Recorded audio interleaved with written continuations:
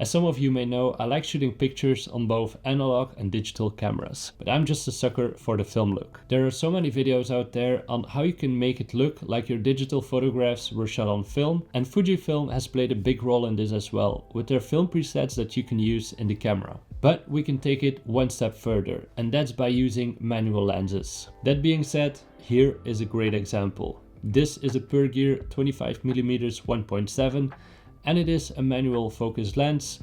It looks old, but it's actually brand new. Pergear was kind enough to send me one of these, and I tested it out to see how I feel about it. So let's take a deep dive into this video and show you the pictures that I took with it. I was using this lens on my Fujifilm X-T4, and honestly they are a really good match. The retro look of the Fuji and the old school look of this lens makes everyone think that you're shooting with an analog camera. Little did they know it was digital all along.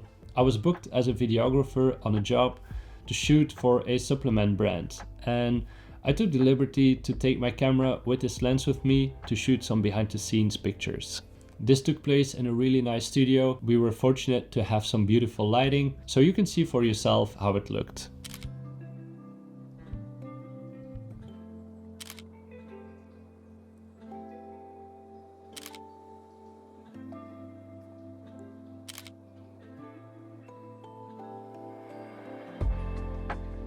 The day after that, I had a lifestyle video shoot with Maxime Lani, who's a befriended DJ who's doing really well at the time, and he's touring the world with his music. I'm documenting his life behind the scenes on video, and I have some time to take some pictures here and there. We visited his studio, we had some lunch, we had coffee, and we visited his home, and here are some of the pictures.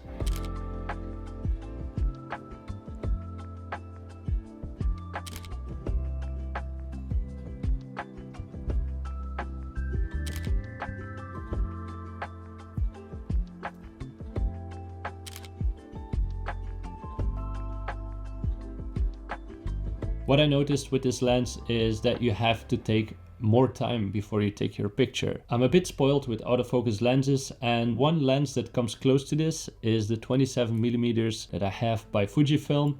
I made a review of this one as well on my channel, so take a look at it if you hadn't already. As you can see, sometimes I have slipped in a little bit of finger in the foreground, and that's because I was so busy focusing while the subject was doing his thing. But to be honest, it kind of looks like a light leak or there's something in the foreground. So from an artistic point of view, no harm done. Next up was for another video shoot for an off-grid company. They provide solar panels and batteries, and if the main electricity network fails, you can still enjoy your electricity saved in the batteries. We have made some testimonials for them at the farm, and of course in between I had some time to take some photos, and Kelton was with me as my assistant, so she took some pictures of me as well.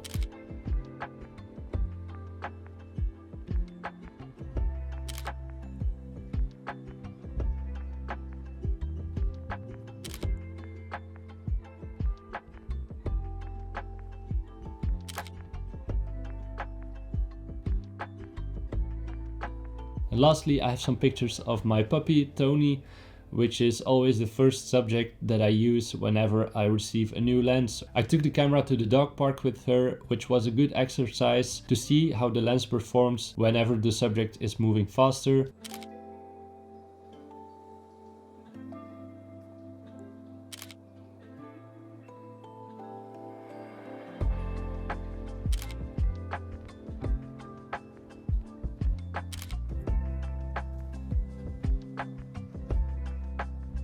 Now the Pergear 27mm 1.7 has an aperture of 1.7, and it goes all the way to 22. It has 7 elements in 5 groups, has 10 blades of aperture, and the minimum shooting distance is 20 centimeters. The filter diameter is 37mm, and it's made out of metal. When you buy this, it comes together with this nice protective case, which is always a good thing. I think this lens is a good option for those who are on a tight budget, or those who shoot film more regularly and they want that film shooting experience with a digital camera. I'm honestly spoiled with autofocus lenses, as I mentioned before, and it takes a bit of patience, but the reward is even bigger if you nail your focus, and it really sprinkles a bit of challenge in your photography. Also, when you attach this lens to a digital camera, the camera doesn't really recognize which aperture it's at, so it just points out that it's at 0, which takes a bit of fiddling around to nail your exposure.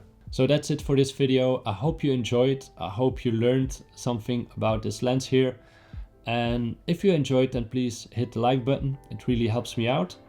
Also, I'm back after a long break, which was really necessary because I'm combining YouTube videos, I'm making music, and I'm doing freelancing work at the same time. And I was honestly getting a bit burned out. Thank you so much for tuning in, and we'll see each other in the next video. Bye bye.